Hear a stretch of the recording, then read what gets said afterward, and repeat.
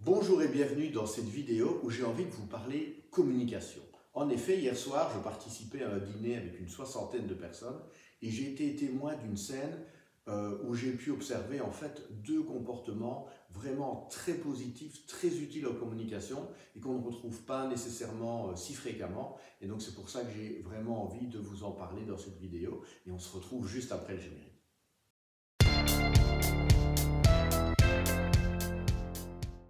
Donc hier soir, j'avais le plaisir de participer à un dîner d'un service club où voilà, il y avait à peu près une soixantaine de personnes qui étaient réunies et donc on était rassemblés par table. Il y avait un plan table, donc les personnes étaient voilà, prédéterminées. Et donc à côté de moi, j'avais une personne qui, à un moment donné de la soirée, s'est trouvée finalement embêtée par quelque chose. Et je trouve que cette personne a eu un super réflexe, c'est que d'une part, elle a osé directement en parler. Donc, on en a d'abord discuté tous les deux puisqu'on était assis l'un à côté de l'autre. Et puis après, elle en a parlé avec une personne, je veux dire, qui pourrait avoir un impact sur la situation.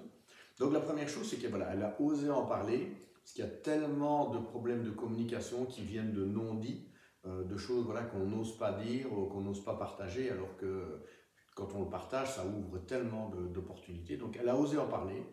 Et la façon aussi dont elle s'est exprimée était très positive, c'est-à-dire qu'elle était voilà, à la fois dans la sincérité et en même temps dans le respect. Et voilà, il n'y avait pas d'agressivité, voilà, il n'y avait pas de ce genre de choses. Donc ça, c'est déjà extrêmement positif. Donc, premier point, quand vous avez envie d'exprimer quelque chose qui vous embête, faites-le, osez le faire, mais faites-le d'une façon constructive. Parce qu'on dit aussi que ce qui ne s'exprime pas s'imprime. Et je suis persuadé qu'il y a aussi un lien entre certaines maladies et le fait que parfois on n'ose pas parler des choses qui nous dérangent. Donc ça, première chose sur la façon dont on s'exprime. Ensuite, un peu plus tard dans la soirée, elle en a parlé directement avec une personne responsable et j'étais de nouveau présent. Et cette personne-là, elle a eu finalement le bon réflexe d'écouter, d'être vraiment dans l'écoute, d'accueillir le message qui venait. D'ailleurs, on dit on a deux oreilles et une bouche, c'est pour savoir aussi écouter. Ce n'est pas toujours le cas non plus. Parfois, il y a des personnes, dès qu'on leur parle de quelque chose, elles se mettent en mode réactif.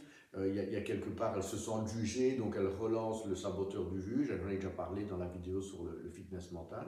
Mais là, non, la personne a vraiment pu écouter. Elle s'est rendue compte aussi que finalement, le message de la personne était pertinent et elle a même pris sur elle quelque part de se dire ben voilà je m'en excuse, effectivement on aurait pu faire différemment et à l'avenir on fera différemment. Donc voilà, il y a vraiment ces deux aspects-là dans la communication, c'est oser s'exprimer et en même temps finalement savoir écouter pour après évidemment adapter le comportement qu'on peut avoir. Et c'est vrai que je me rends compte moi aussi à mon niveau que j'ai la chance d'avoir avec certaines personnes des discussions très riches.